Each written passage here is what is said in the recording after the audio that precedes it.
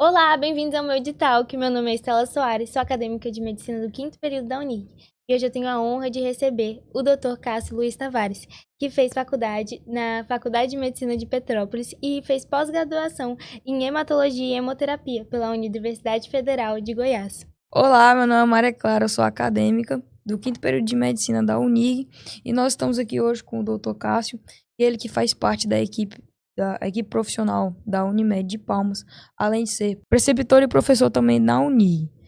Professor, muito obrigado, bem-vindo. Tudo bem, meninas? Obrigado pelo convite. É um prazer estar aqui com vocês hoje. É um prazer receber o senhor também aqui, professor.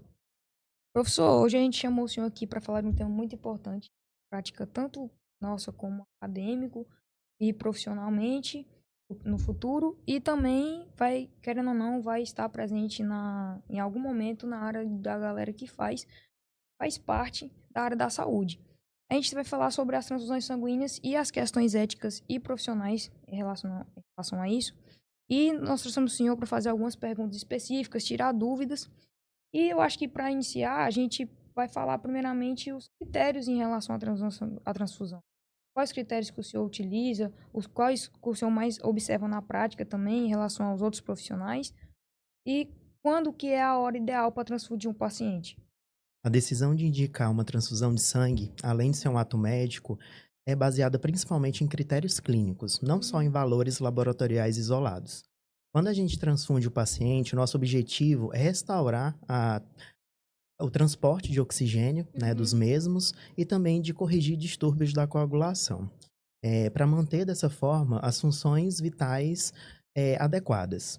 A gente utiliza bastante sinais e sintomas clínicos, né? Quando o paciente tem alteração do nível de consciência, tem dispneia, dor torácica, palpitações. Então, são indicações, né?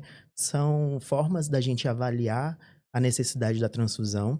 Pacientes que sangram. Então, aqueles pacientes que têm um sangramento que acabam perdendo mais, né, um valor maior que 25% da volemia, também é indicação de transfusão, porque eles se encaixam dentro das classes 3 e 4 de sangramento. E a outra indicação são as doenças de base, as doenças crônicas. Então, se são pacientes neuropatas, pneumopatas, cardiopatas, muitas vezes eles se beneficiam da transfusão a fim de garantir a sua doença de base mais estável. Então a gente não olha só o laboratorial, é importante ter muita atenção na sintomatologia do paciente. Sim, o mais importante, Stella, é a sintomatologia do paciente. Hum. Porque dependendo da doença, o paciente fez um mecanismo compensatório e ele consegue viver com aquela hemoglobina mais Uhum. baixa, né? Sim. Porque foram mecanismos adaptativos para que ele pudesse manter uma integridade do seu organismo. Então, são pacientes que muitas vezes a gente não precisa transfundir com tanto rigor. Hoje em dia, a gente sempre tenta ter um manejo mais conservador dos pacientes em relação à transfusão. Perfeito. Professor, e a gente sabe que tem diferentes tipos de concentrado disponibilizado para o paciente. Tem de plaquetas, tem de plasma fresco, congelado, criocaptado. Quando que eu sei qual que eu uso para aquele paciente e quando que são os hemocomponentes especiais que eu posso usar nesse paciente? Perfeito. Então, se a gente precisa transfundir hemácia nesse paciente, a literatura é um pouco controversa. E vocês vão ver na prática clínica que a gente, além dos sinais e sintomas do quadro clínico do paciente, e apesar de não ser o mais importante, a gente também adiciona aí o valor laboratorial na tomada de decisão. Então, Hum. para a hemácia, a gente transfunde os pacientes que têm uma hemoglobina menor que 7, porque Perfeito. são pacientes que já têm uma perfusão tecidual mais prejudicada. E se ele não tem uma doença de base, ele pode ter uma piora clínica, e se ele tem uma doença de base, ele pode ter uma piora dessa doença, dessa enfermidade. Hum. Então, em linhas gerais, a gente transfunde o paciente com hemoglobina menor que 7. Entre 7 e 10 são pacientes que ficam ali num limbo. A Uhum. gente acaba transfundindo aqueles que têm sintomatologia, né? Então, pacientes que têm uma hemoglobina de 8, por exemplo, e é um cardiopata, ele está descompensado da sua doença cardíaca, está evoluindo com arritmias cardíacas, palpitação em consequência, Uhum. tontura, hipotensão, a gente avalia transfundir, objetivando, por exemplo, uma hemoglobina mais alta, em torno de Perfeito. 10. Hum. Então, se é um paciente que tem uma hemoglobina de 7 e vai ser submetido a um procedimento cirúrgico, a gente objetiva já uma hemoglobina mínima de 8, porque a gente sabe que durante a intervenção cirúrgica ele pode sangrar. Então, cada caso a gente avalia, né, de forma unificada, individual, Uhum. para avaliar se esse paciente vai se beneficiar da transfusão. Então, hemácia, basicamente é isso. Menos que 7 a gente transfunde. Lembrando que não é uma obrigatoriedade, porque existem pacientes que sofreram uma adaptação. Por exemplo, eu tenho pacientes falciformes, eles têm uma hemoglobina de 6, 6,5 e eles não têm sintomatologia. E Então, consegue viver tranquilo. tranquilo. Então, são pacientes que eu não transfundo geralmente, tá? Então, entre 7 e 10 fica nesse limbo que a gente avalia o quadro clínico e, em geral, a gente não transfunde os pacientes com hemoglobina maior que 10. Até porque a própria transfusão tem os riscos dela em si. Sim, Então, se não tiver uma sintomatologia ali ou um risco muito grande, às vezes não compensa fazer essa transfusão. não compensa, né? Como na maior parte das vezes, em medicina, é o risco-benefício. Né? Perfeito. Eu coloco o paciente sob um risco que muitas vezes ele não precisaria passar. Uhum. Então, quando a gente fala de hemácia, é isso. Plaqueta. Existem protocolos para transfusão de plaqueta. Né? A transfusão de plaqueta ela pode ser feita tanto profilática quanto de forma terapêutica. Profilática também? Não sabia. Sim, profilática. Então, pacientes que vão ser submetidos a cirurgias e têm uma plaquetopenia acentuada.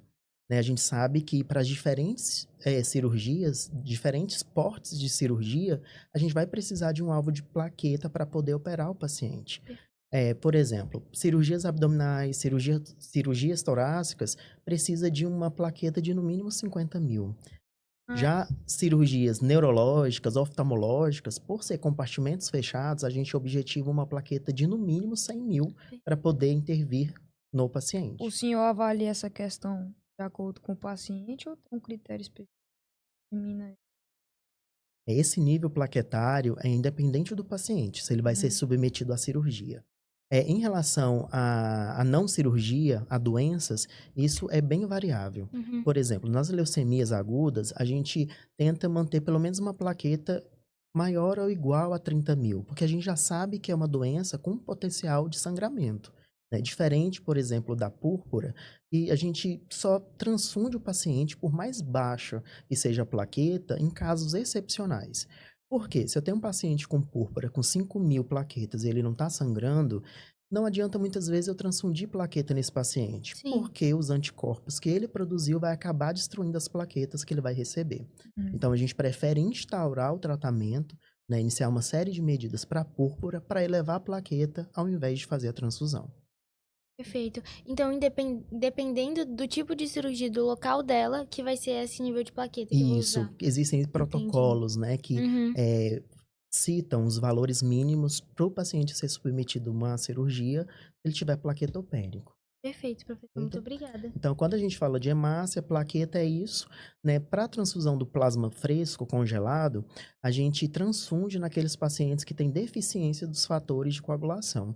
A gente sabe que os fatores de coagulação eles são produzidos no fígado, né? Exceto o fator 8, que é produzido no endotélio vascular.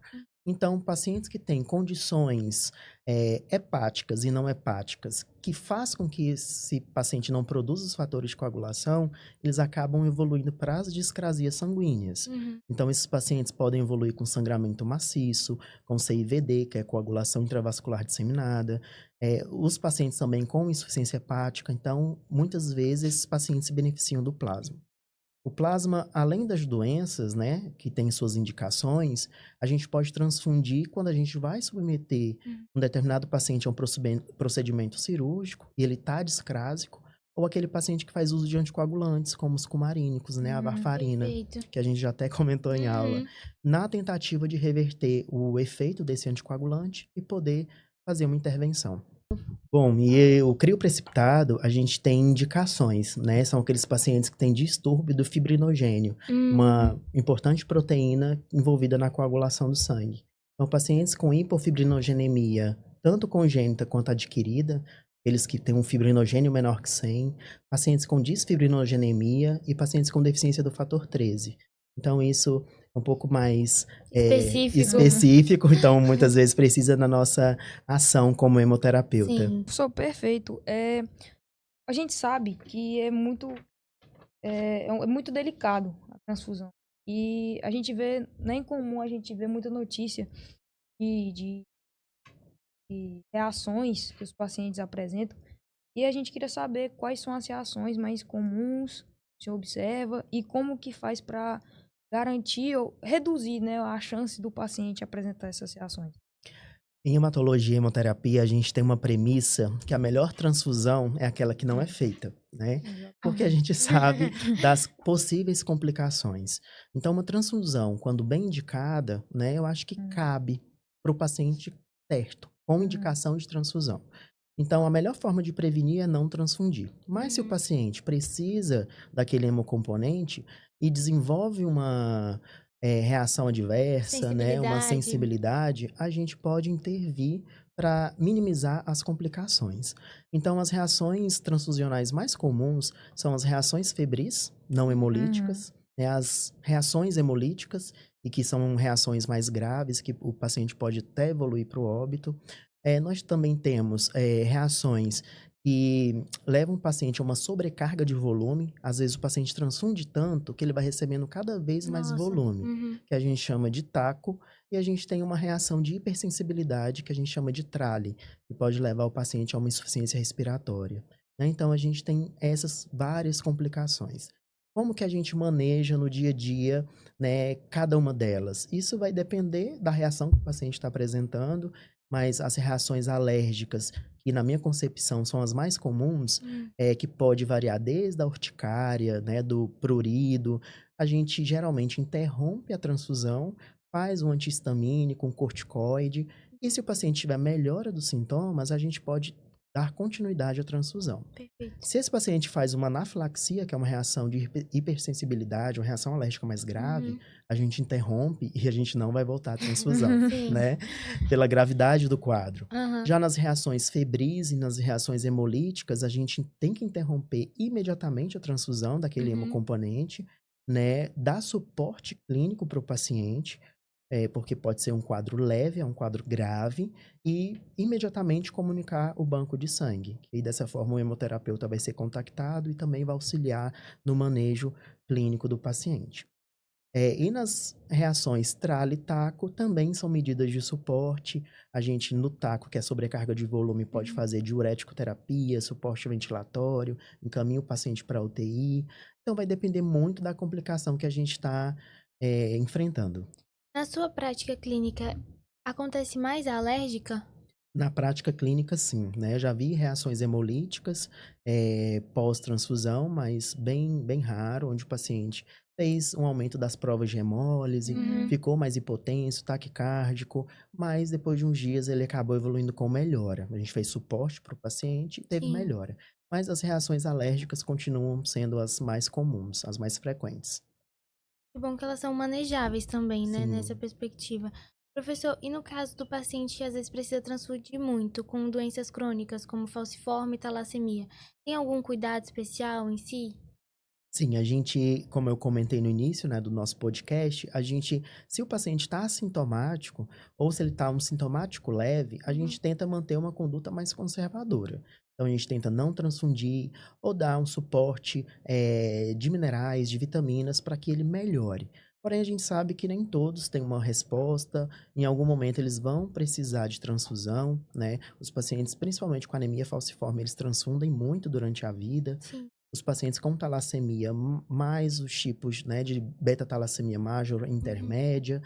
Então, a gente acaba transfundindo, mas a gente acaba selecionando métodos para fazer uma escolha assertiva do hemocomponente. Por exemplo, na anemia falciforme, a gente usa mais o concentrado de hemácia fenotipado, onde a gente acaba selecionando fenótipos de sangue dos doadores mais compatíveis com aquele paciente que vai receber. Dessa forma, a gente diminui a autoimunização, diminui a chance de complicações. Sim. A gente chegou a visitar o Hemocentro e é muito impactante porque eles têm uma tabela lá com todos os tipos, tipo assim, que a gente pensa que é só o ABO, mas não, são vários tipos. E aí, tipo assim, quanto mais transfusão você recebe, mais chance de você se sensibilizar. Sim. Aí por isso que eu acho que é legal ter esse, como que fala? essa atenção. Sim, e a gente percebe que além das reações transfusionais que qualquer um de nós podemos desenvolver, né, esses pacientes, por transfundirem muito, podem aloimunizar mais, então Uhum, eles podem fazer mais reações hemolíticas, uhum, alérgicas, e também tem outras complicações, como a sobrecarga de ferro. Então, esses Hum, pacientes eles hum, podem evoluir para uma hemocromatose uhum, secundária por tanta transfusão sanguínea, porque a gente sabe que o ferro está no sangue. sim. perfeito. Professor, em caso de esse paciente chegar em uma crise na UTI, tipo, o falciforme e o talassêmico, que são doenças hematológicas crônicas, chegam em crise na UTI, esse manejo altera, né? Altera. Ambulatorialmente, se esses pacientes têm uma certa disciplina, fazem um acompanhamento regular, são pacientes que complicam menos, né? Perfeito. Fazem os exames laboratoriais, tomam as medicações prescritas, ou seja, faz um acompanhamento, um segmento médico com mais rigor. Mas aqueles que complicam, mesmo fazendo, né, todo esse Uhum, acompanhamento certinho, ou porque não fazem esse acompanhamento, a gente acaba, às vezes, precisando lançar mão de outros arsenais. Então, na anemia falciforme, por exemplo, eu posso fazer uma transfusão de troca. É um exemplo perfeito. quando ele complica. Uhum, A gente sabe que o paciente com anemia falciforme, ele tem uma mutação no cromossomo 13, que leva uhum, à formação de uma hemoglobina S e sim, que acaba alterando o formato da hemácia. Então, esses pacientes estão mais susceptíveis à crise álgica, AVC, infarto agudo do miocárdio, embolia pulmonar. Então, quando são doenças assim mais severas, mais graves, a gente tem a opção de fazer uma sangria, onde a gente tira parte da volemia, um pouco de perfeito. sangue do paciente, e a gente transfunde um concentrado de hemácia, onde você tem hemácias saudáveis. E dessa forma a gente chama de transfusão de troca. Estou trocando um sangue, né, que tem células Doentes. doentes, afoiçadas, Aham. por hemácias normais. E dessa forma, os pacientes conseguem uma oxigenação melhor, Uhum. né? E aí eles acabam muitas vezes melhorando daquele quadro mais crítico. Perfeito, eu tiro o sangue e dou sangue pra ele melhorar. Justamente.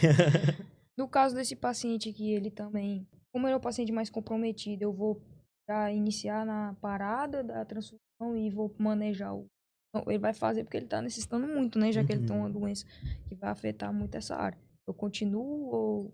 Maria Clara, o manejo das reações transfusionais, esse manejo ele não Não muda, muda. não muda. Uhum. Então, se for uma Perfeito. anafilaxia, eu vou para a bolsa, independente de ser Uhum. falciforme, Entendi. um beta-talassêmico major ou Uhum. intermédia, tá bom? Perfeito. Então, eu tento manejar da mesma forma. É Uhum. claro que aquele paciente que tem uma hemoglobinopatia, ele é mais sensível, ele é mais Sim. delicado, né? Então, Sim. Uhum. muitas vezes vai precisar de um suporte extra. Doutor, ainda falando sobre os riscos das transfusões, a gente, voltando, né, ao que o senhor tinha falado, que a melhor transfusão é aquela que a gente não faz, quais seriam as principais estratégias para reduzir a necessidade de transfusões? Aí, ou o uso da eritropoetina, a questão que tem do patient blood management, Management. que é o gerenciamento do sangue do paciente, né?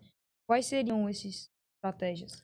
Então, as principais estratégias, né, baseadas em evidências e foram englobadas aí no Patient Blood Management, ou gerenciamento do sangue do paciente, a gente visa, com essas estratégias, aumentar a massa eritrocitária, ou seja, aumentar a quantidade de glóbulos vermelhos.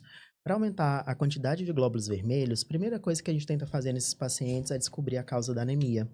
Então, só descobrindo a causa, a gente vai conseguir intervir para que a gente possa corrigi-la.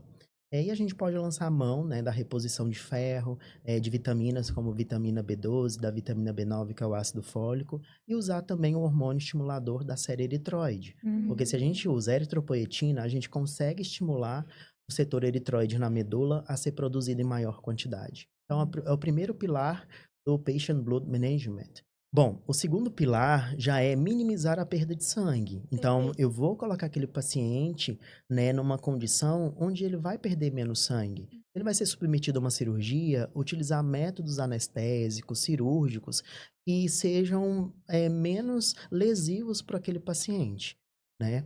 E o terceiro pilar do gerenciamento de sangue do paciente é otimizar, aumentar a tolerância fisiológica à anemia. Então, são estratégias que visam reduzir a necessidade de transfusão sanguínea. Professor, e agora eu tenho uma pergunta muito polêmica. A questão de o paciente ele pode negar a transfusão por questões religiosas e pessoais. A gente sabe, por exemplo, que aproximadamente 1 a cada 200 habitantes no Brasil são testemunhas de Jeová e eles são conhecidos por essa questão de não aceitar muito transfusão sanguínea. Aqui em Palmas talvez não é tanto esse valor, não tem tanta essa incidência, mas ele pode. Quais são os protocolos que os hematologistas têm para lidar com essas questões? Bom, sim, esses pacientes eles podem recusar a transfusão de Nossa. sangue por Uhum. motivos religiosos ou os mais diversos. Nesses pacientes, a gente tenta utilizar esse gerenciamento do sangue do paciente, evitando coletas sanguíneas desnecessárias, Uhum. investigando a causa da anemia e corrigindo para que essa anemia melhore, e também utilizando ferro, vitaminas e até eritropoetina para aumentar a massa eritrocitária e, consequentemente, corrigir a anemia. Porém, né, o Código de Ética Médica, ele é claro. Se esses pacientes eles tiverem risco iminente de morte, né, cabe ao médico indicar a transfusão, prescrever a transfusão, principalmente em pacientes mais jovens, nem que isso custe uma judicialização. Perfeito. Então, são quadros mais delicados, em que a gente tenta um diálogo, tenta uma conversa com o paciente e a família, mas a gente sabe que a recusa é na maioria dos casos, mas a gente tenta agir dessa forma. A gente tenta gerenciar o sangue do paciente, né? E mesmo assim, havendo uma deterioração clínica, uma piora, né? E se ele tiver risco, a gente vai fazer pautado, baseado no Código de Ética Médica. É porque é um risco à vida do paciente, não tem como Sim. colocar em cima, querendo ou não. Indo para as considerações finais, para a gente finalizar esse episódio, eu acho que foi de grande valia, tanto para a gente entender sobre mais transfusões, a questão ética, e ver que a transfusão é muito importante, salva vidas, mas ela também não é tão simples de se fazer. Sim. Tem muita coisa para pensar, clínico, laboratorial, tudo tem que ser levado em conta. E eu acho que também, como você destacou, a segurança do paciente sempre em primeiro lugar. E valorizar também aquela bolsa de sangue, porque não é tão fácil conseguir ela. Sim, eu tenho uma Tanto que tem várias premissa. estratégias, né? Sim, eu tenho uma premissa que você está transfundindo um órgão, né? É, Sim, Você está sim, passando um órgão de um doador para um receptor. é Então, assim, você verdade. está passando tecido hematopoético para outra pessoa. com Então, certeza. não é algo simples, tem que ser Sim. bem indicado. E nós, como profissionais da saúde, né, como médicos e vocês como futuras médicas, a gente precisa ter claro na mente quais são as indicações, quais são as complicações, para que a gente possa intervir de forma rápida. E valorizar também a transfusão sanguínea, porque Sim, não é uma coisa tão fácil. E essa colocação sua foi perfeita. É um órgão que você está transfundindo, tem que ter todo o cuidado, toda a sim, sensibilização do paciente tem que ser levada em conta. sim. Professor, a gente já está chegando no próximo, né, nas nossas perguntas. E a gente queria saber um pouco a respeito da perspectiva do senhor, quais são os avanços que o senhor observa e destaca que possa obter aí nos próximos anos na área da hematologia e na área transfusional também. Bom, Maria, na medicina como um todo e na área de hematologia e hemoterapia, nós temos vários avanços. Eu acredito que a inteligência artificial será de grande valia, né, nessa gestão, nesse gerenciamento dos processos, principalmente nos bancos de sangue. Nós também temos novas terapias sendo introduzidas, principalmente para os pacientes hematológicos. Nós temos agora as terapias celulares, como o CAR-T, que são medicações, são tratamentos que a gente pode lançar mão nos pacientes com doenças linfoproliferativas, como mieloma múltiplo, linfoma, leucemias. Temos também avanços na biologia molecular e celular, então a gente consegue, hoje em dia, ter vários testes diagnósticos baseados nessas técnicas moleculares, e acredito que isso continuará, né, seguindo. Além disso, muitas drogas foram lançadas nos últimos anos. Em 2021, a gente teve lançamento aqui no Brasil, foi aprovado pela Anvisa o Luspatercept, que é um medicamento que estimula o setor eritroide da medula óssea a ser produzida.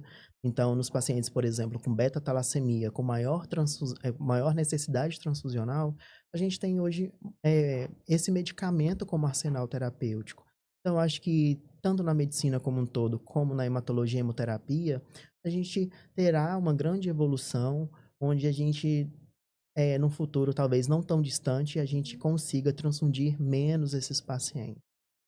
Professor, essa evolução tecnológica, ela vai tanto para produção de medicamento quanto para diagnóstico? Bom, Estela, eu acho que sim, né? A gente, Uhum, com esse avanço, vem desenvolvendo mais testes diagnósticos, uhum, principalmente esses que eu falei, de biologia molecular, onde a gente consegue, muitas vezes, identificar locais de mutação uhum. genética que são responsáveis pelo desenvolvimento de doenças. Acaba também sendo útil a biologia molecular para o desenvolvimento de medicamentos alvo específicos. Então, Perfeito. se a gente sabe que a mutação genética é capaz de alterar um receptor de uma célula, a gente sabe onde que o medicamento tem que agir para que não haja essa interação, né, de receptor, do desenvolvimento das doenças. Então, eu acho que a gente vem evoluindo bastante.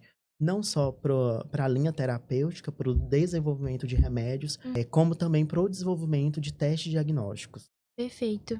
Professor, a gente sabe que há pouco tempo ocorreu um congresso, né? Que, se eu não me engano, eu vi alguns hematologistas relatando, acho que é o terceiro maior do mundo, E o não é? maior da América E o Latina. maior da América Latina. Caraca. Isso. Nesses congressos, eles falam muito a respeito dessas. Eu acho que, eu não sei, eu queria saber o tema, tipo, mais tratamento provável. Eles apresentam muita pesquisa sobre tratamento ou é em relação a essas novas técnicas de diagnóstico ou outro, Outra outra temática. temática específica?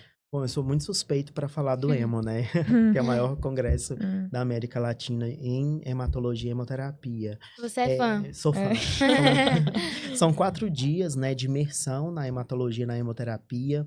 E a gente tem aulas desde as doenças, né, do básico, do que são as doenças, quais são os quadros clínicos, o manejo do paciente, o diagnóstico, como que a gente faz, mas também é baseado em estudos científicos, né? Uhum, Medicina baseada em evidências, onde as novas opções de diagnóstico, de terapêuticas, né, elas são mostradas. Então, a sim. gente acaba tendo uma visão mais ampla, conseguindo escolher de forma mais assertiva tanto métodos diagnósticos como de tratamento.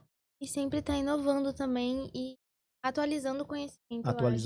É a Atualizando parte mais conhecimento é o importante. mais importante. Professor, essas novidades, sinceramente, quanto tempo você acha, como que vai adentrar o SUS? Quando? Em especial, às vezes, na nossa região norte, no nosso estado do Tocantins. Estela, a gente sabe que existe uma discrepância, né?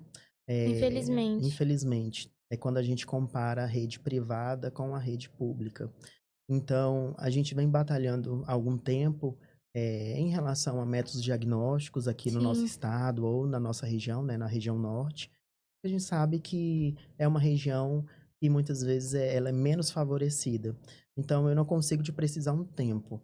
Só Uhum. que a gente, como profissional de saúde, a gente não pode desistir, né? Sim. São os nossos pacientes, são pessoas que precisam de ajuda e o paciente da rede pública, ele é mais vulnerável, sendo bem sincero. Então a gente espera que logo, mas a gente vem com batalhas até mais antigas e que tem demorado, né, todo um processo, mas eu espero que com o avanço da medicina, com Uhum. todo o nosso progresso como país, que isso se torne uma realidade para todos. A gente vê também que muitas formas terapêuticas são novas e já são comuns em outros estados e acaba porque o Tocantins não vem. E por mais que seja um estado novo, as atualizações demoram muito para chegar aqui, o que é uma pena, porque a gente vê essas atualizações sendo tão efetivas nos pacientes e não tem acesso aqui, fica limitado muito o tratamento. Sim. Até na questão de exames mesmo, às vezes aqui peca. Sim, é até mesmo uma dificuldade, né, para o hematologista. A gente tenta contornar esses obstáculos, muitas vezes não é possível, mas principalmente depois que a gente volta de congressos, onde nós Sim, somos apresentados Hum, a novos modelos tanta diagnósticos, inovação. tanta sim. inovação, sim, a outros modelos de tratamento, e às vezes Sim, você quer colocar em prática, só que o sistema muitas vezes não torna isso possível. sim. Então, isso beira às vezes a frustração, mas a gente segue trabalhando, segue tentando fazer o melhor para os pacientes. Professor, foi ótimo ver as colocações que o senhor fez. Tenho certeza que vai agregar tanto no nosso conhecimento prévio quanto no nosso conhecimento profissional e das pessoas que estão nos escutando. E para a gente fechar esse primeiro momento, a gente queria saber o que, que o senhor observa que é o maior desafio na medicina transfusional hoje em dia. Seria a falta de doador? Seria a dificuldade do transporte, tanto do doador quanto ou para levar, né, essa bolsa de sangue para o local adequado para ir para hospital específico ou etc. O que que o senhor acha que seria esse A maior questão da desafio? cultura também, de não Cultura, ter isso também. conhecimento. Meninas, eu acredito que é uma soma de fatores, né? Todos Entendo. esses que vocês citaram contribuem de forma direta ou indireta para a gente ter, às vezes, uma escassez de hemocomponentes. Então, alguns pacientes, eles não têm conhecimento, né? É uma questão mais cultural também. Acredita que vai doer, que vão ficar Sim. anêmicos, que vão acabar se prejudicando, né? Sim. E a gente sabe que a doação de sangue é um ato altruísta. A gente tenta beneficiar o próximo sem ter nenhuma recompensa. Uhum. Sim. Então, muitas vezes, a gente precisa fazer uma educação da população, e isso é benéfico, que isso é importante para a gente salvar vidas, e que isso não vai trazer um malefício para quem está doando. A gente sabe que também a gente tem uma centralização dos nossos núcleos de captação, então alguns pacientes, alguns doadores, na verdade, eles não conseguem ter acesso aos locais de doação. Sim. Então, tudo isso vai contribuindo um pouco para a gente ter hemocomponentes mais rarefeitos, né? Escassos. Mais escassos, justamente. Então, muitas vezes a gente passa situações difíceis, porque a gente trata os pacientes, precisa dos hemocomponentes, a gente tem um déficit muito grande de alguns tipos de concentrados de hemácias, plaquetas, inclusive no nosso estado, é muito escasso, Uhum. sendo que muitas vezes a gente precisa transferir um paciente de estado para fazer o tratamento de uma determinada doença, porque não Nossa. tem hemocomponente. Então, eu acho que todos esses fatores se somando, né, acaba contribuindo para a falta Pra dos ter esse mesmos. cenário. Sim. Não, e a gente teve essa visita no Hemocentro que eu já citei, mas é porque eu fiquei realmente muito chocada com a situação. É alarmante mesmo. Que era o Banco do Estado. Era o Aí, Banco do tipo, tinha 7 Estado. bolsas Sim. De o sangue. Pra estado todo- inteiro. E, tipo assim, qualquer complicação que tem, o hospital tem que ligar. Vai fazer uma cirurgia, o paciente, Sim. né, tem que... E assim, a gente tem que lembrar, né, que a Hemorrede do Tocantins, ela atende tanto a rede privada quanto a pública. Uhum. Então, Nossa. acaba tendo que suprir essa demanda. E, às vezes, a oferta, né, que seria a doação, Sim. é escassa. Então, por isso que a gente se depara a essas situações que são difíceis, né, de manejar, às vezes, um paciente pela falta do hemocomponente. Então, a gente sempre estimula a doação de sangue. A gente sabe que todos esses fatores que nós citamos contribuem para a falta, mas a gente tem que lembrar que aquele que chega para doar ainda pode não conseguir doar porque tem um impedimento clínico ou Sim. laboratorial. Uhum. Então, o filtro vai apertando e a Uhum. doação lá no final acaba sendo baixo. Sim. Então, a gente precisa conscientizar a população dessa importância, e eu acho que é de grande valia a gente sempre bater nessa tecla para a gente dar seguimento Porque e salva uma vida. salva uma vida, Salva muito. realmente. E a gente vê que tem uma equipe super capacitada, que quer isso, que tá pronta pra trabalhar nessa questão, Sim. mas realmente falta a pessoa pra doar. Por isso que é muito importante conscientizar e saber os dados que você pode ter, as coisas que você pode ter pra ir doar e ser um doador recorrente, Os né? critérios, né? Sim. Sim. Perfeito. Perfeito. Agora, nós vamos realizar algumas perguntas dos estudantes. Eles realizaram e a gente vai passar para o senhor responder. Bom, a primeira pergunta dos ouvintes foi: em pacientes que tiveram múltiplas transfusões, quais as atenções que a gente tem que ter? Em especial porque a gente tratou da sensibilização, da aloimunização, como que trata esses pacientes em si? Então, Estela, esses pacientes que foram bastante transfundidos, né, a gente requer uma atenção especial para sobrecarga de ferro. Eles Sim. podem ter feito aquela hemocromatose secundária, né, que eu Uhum. expliquei para vocês, em decorrência do acúmulo de ferro pelas várias vezes que recebeu sangue. E são pacientes que também podem fazer reações transfusionais com mais frequência, uma vez que pode ter ocorrido a aloimunização. Então, são pacientes que precisam lançar mão de hemocomponentes Cada vez mais específicos. cada vez mais específicos, justamente. Então, a gente pode lançar mão, né, do filtro leucocitário para poder fazer uma desleucocitização, tirar os leucócitos, para quando o receptor, né, receber o sangue do doador, ele ser menos aloimunizado. Perfeito. Então, são coisas que eu preciso ficar atento para diminuir a chance de reações nesses pacientes que já foram bastante transfundidos. A segunda pergunta seria: como o senhor avalia o balanço entre a demanda e o volume de doação sanguínea na nossa região? Na nossa região, como a gente explicou, tem um déficit, né, grande de hemocomponentes. Então, a demanda acaba, né, suplantando, sendo superior à nossa oferta, às Uhum. nossas doações. Então, eu acredito que a gente precisa melhorar bastante para que a gente consiga dar um suporte clínico para esses pacientes de forma adequada. Professor, agora a nossa última pergunta em relação aos critérios. A gente sabe que quando o paciente ele é doador, ele tem alguns critérios que ele precisa, né, estar compatível para poder doar. E são muitos. E qual é a opinião do senhor da importância desse momento, considerando as repercussões possíveis para o receptor? A gente considera os critérios, né, como uma forma de segurança para o receptor. Então, a gente acaba estabelecendo critérios que filtram essas pessoas que podem doar ou não. Então, quando a gente fala de doação de sangue, a gente fala principalmente em segurança. Sim. A gente, né, tem a segurança de quem doa também, claro, tem todo um cuidado, mas para quem vai receber, que muitas vezes está gravemente enfermo, isso é de grande importância, Uhum. né? É livre de doenças ou de qualquer interferência que possa agravar ainda mais o quadro. Chegamos ao final do nosso episódio do MedTalk da Unirg e nós queríamos agradecer muito por vocês verem até o final e principalmente pela presença do Dr. Cássio Tavares. É uma honra falar sobre essa temática tão importante, tão influente na nossa vida médica. Doutor, muito obrigado. Nada. Foi sensacional. Eu que agradeço a oportunidade, espero voltar mais vezes para a gente conversar mais. Espero que essa conversa seja tão relevante para as pessoas que estão nos ouvindo quanto foi para nós, né? Foi muito, muito legal a gente estar aqui Foi conversando muito sobre isso. enriquecedor. Foi muito Que bom. Muito bom. obrigado. Nada, que isso, disponham.